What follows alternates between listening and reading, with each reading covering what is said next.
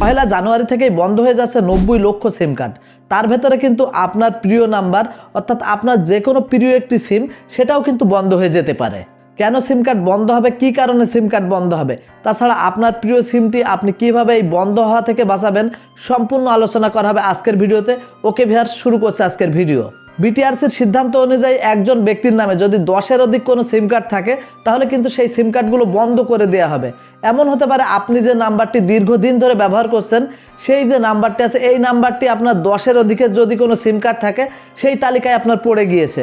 এখন কিন্তু এই সিম কার্ডটি বন্ধ করে দেওয়া হবে। এখন সিম কার্ড বন্ধ হওয়া থেকে যদি আপনি বাঁচতে চান তাহলে কিন্তু আপনাকে জানতে হবে যে আপনার নামে কয়টি সিম কার্ড আছে। ভিউয়ার্স, এখন আমি আপনাদেরকে দেখাই কিভাবে খুব সহজেই চেক করতে পারবেন আপনার এনআইডি কার্ডের এগেনস্টে ঠিক কতগুলো সিম কার্ড আছে। আপনার নামে কয়টি সিম কার্ড আছে দেখার জন্য আপনার ফোন থেকে ডায়াল করতে হবে *1600 এই কোডটি ডায়াল করার সাথে সাথে কিন্তু আপনারা এই রিপ্লাই মেসেজটি পাবেন। তো এখানে দেখতে পাচ্ছেন আপনার এনআইডি কার্ডের লাস্ট যে 4টি সংখ্যা আছে এই 4টি সংখ্যা দিতে বলেছে। তো লাস্ট 4টি সংখ্যা দেওয়ার পরে এখান থেকে রিপ্লে সেন্ড বাটন আছে, এখানে একটি ক্লিক করবেন।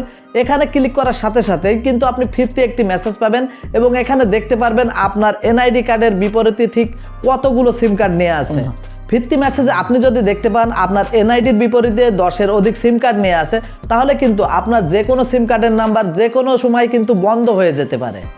ভিত্তি মেসেজে আপনি যদি দেখতে পান আপনার নিজের নামে অর্থাৎ আপনার এনআইডি কার্ডের বিপরীতে 10-এর অধিক সিম কার্ড নিয়ে আসে, এখন কিন্তু 10-এর ঊর্ধ্বে যে নাম্বারগুলো আছে অর্থাৎ 10টি সিম কার্ডের ঊর্ধ্বে যে নাম্বারগুলো আছে এই নাম্বারগুলো কিন্তু যে কোনো সময় বন্ধ করে দিতে পারে।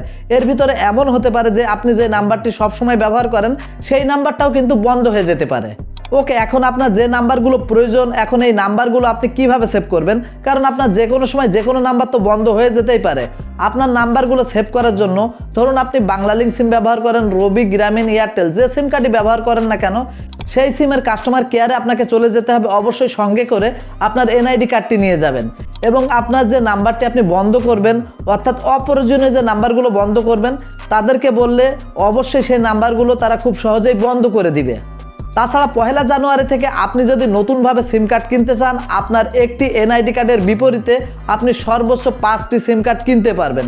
এই 5টি সিম কার্ডের অধিক কিন্তু আপনি কোনোভাবেই আর নিতে পারবেন না। তাছাড়া এখন যারা একটি এনআইডি কার্ডের বিপরীতে 10টা সিম ব্যবহার করছেন তাদেরকেও কিন্তু পহেলা জানুয়ারির পরে ধাপে ধাপে কিন্তু 5টা সিমের ভেতরেই অন্তর্ভুক্ত করা হবে। অর্থাৎ বর্তমান যে নিয়মটি আস্তে আস্তে শুধুমাত্র একটি এনআইডি কার্ডে কিন্তু 5টি সিম ব্যবহার করতে পারবেন এবং যাদের বর্তমান সময়ে 10-এর অধিক সিম কার্ড আছে তাদের সেই সিমগুলো কিন্তু যে কোনো মুহূর্তে বন্ধ করে দেওয়া হবে। ওকে ভিউয়ার্স, ভিডিওটি ভালো লাগলে অবশ্যই ভিডিওতে একটি লাইক করবেন এবং আমাদের চ্যানেলটি সাবস্ক্রাইব করে পাশে থাকবেন। আসসালামু আলাইকুম।